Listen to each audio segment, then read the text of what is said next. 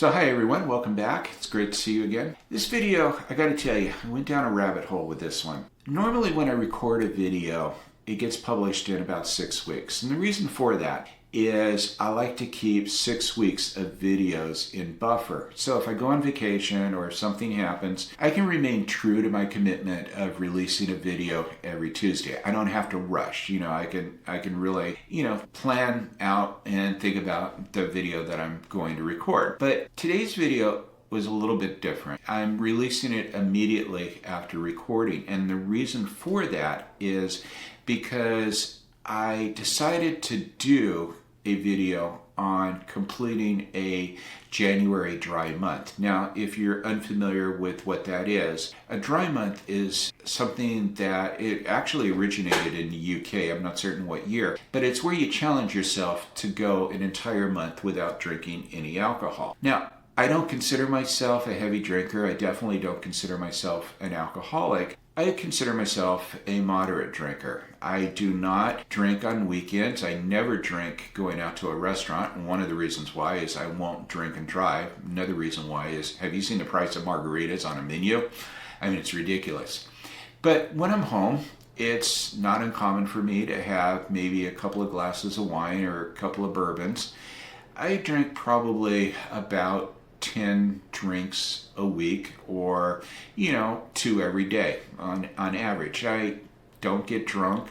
I might get a little buzzed, so I'm definitely not going to drive. And I wanted to challenge myself in the month of January to see if maybe I was drinking a little bit too much, if it was a struggle to not drink for that time period, and also to just see if it's true about some of the health benefits that I may experience.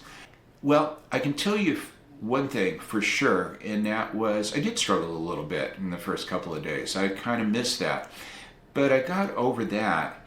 But the thing with the health benefits was really amazing. I mean, they say in the first week you're going to sleep better. I definitely had better sleep, and I was even able to validate that with the Fitbit watch that I wear. Another benefit that came in week 2 they talk about is you're probably going to lose a couple of pounds.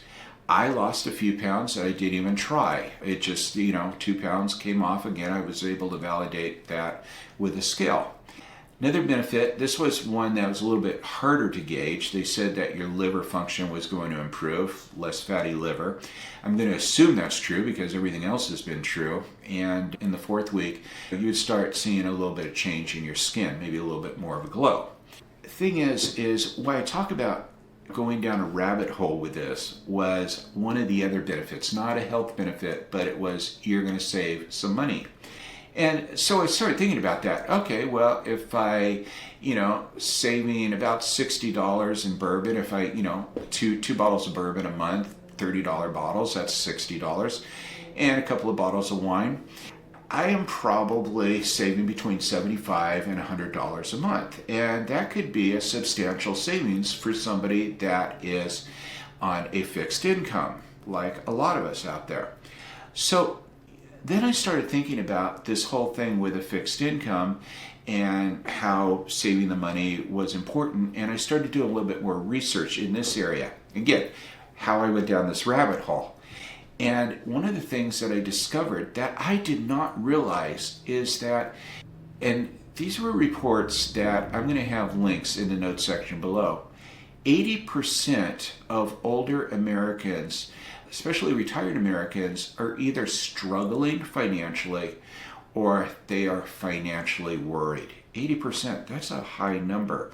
I'm going to say I'm fortunate. I don't have those concerns.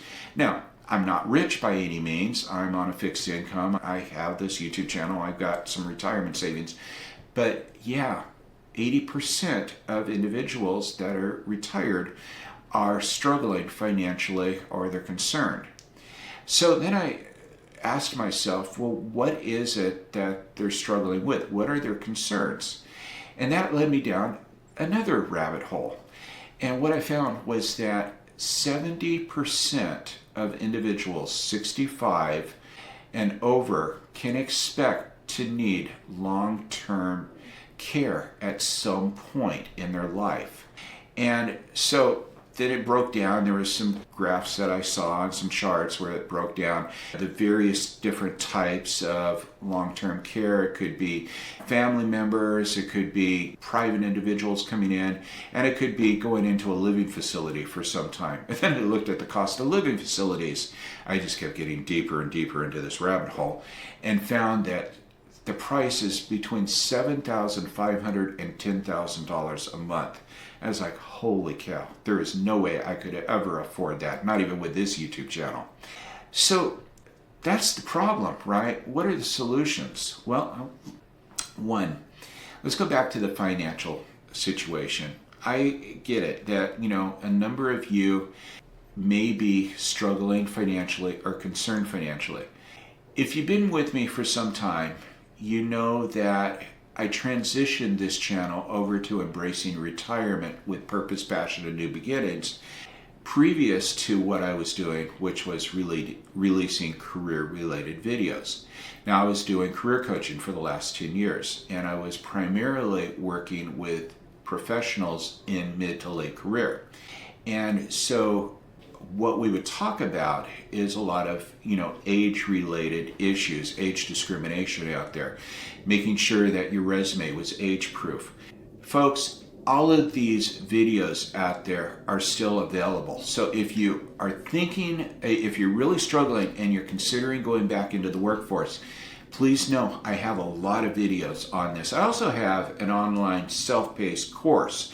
So I was charging about I was charging $750 for 4 coaching sessions, and I'm no longer doing one-on-one coaching, but I do have a self-paced online course, and it was built upon those 4 sessions out there, and it's considerably less expensive than the one-on-one coaching that I was doing. And I have links to that in the notes section below this video as well. So you have that as a resource out there if you really need to get back into the workforce. But the other thing is this whole deal about long-term care. Let's try to get ourselves into that 30%. I mean, there's no guarantees out there, but I think we can put the odds in our favor that we get into the 30% and we're not going to need that long-term care. And 2 things that I wanted to point out that I recently did videos on. One was the habits of happy retirees. And the number 1 habit that I listed in this video, and also I'm going to put a link to this one in the upper right hand corner as well, is that they work at staying fit. The key word is work. They work at staying fit. They make that one of their top priorities to stay fit. That is eating healthy and making sure that they're active. And that leads me to a second video that I'm going to link to, and that is the benefits of walking. So in this video, I know it sounds kind of boring, but please check it out because it really is, I think, a helpful video.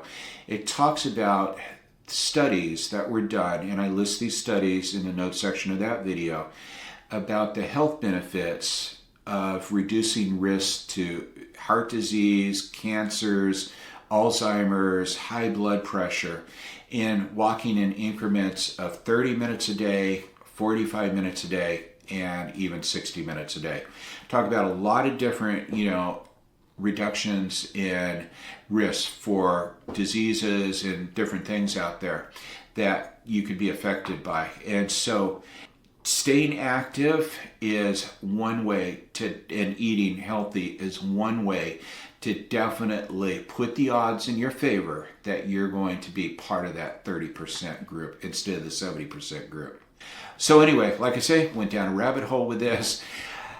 I hope you found this video informational and maybe a little bit inspiring. And if you haven't done so already, please make sure that you subscribe to this channel and hit the bell notification because, as I mentioned earlier, I'm committed to releasing a video every Tuesday, and I'd hate for you to miss anything. Thanks for stopping by, and I look forward to seeing you next week. Take care.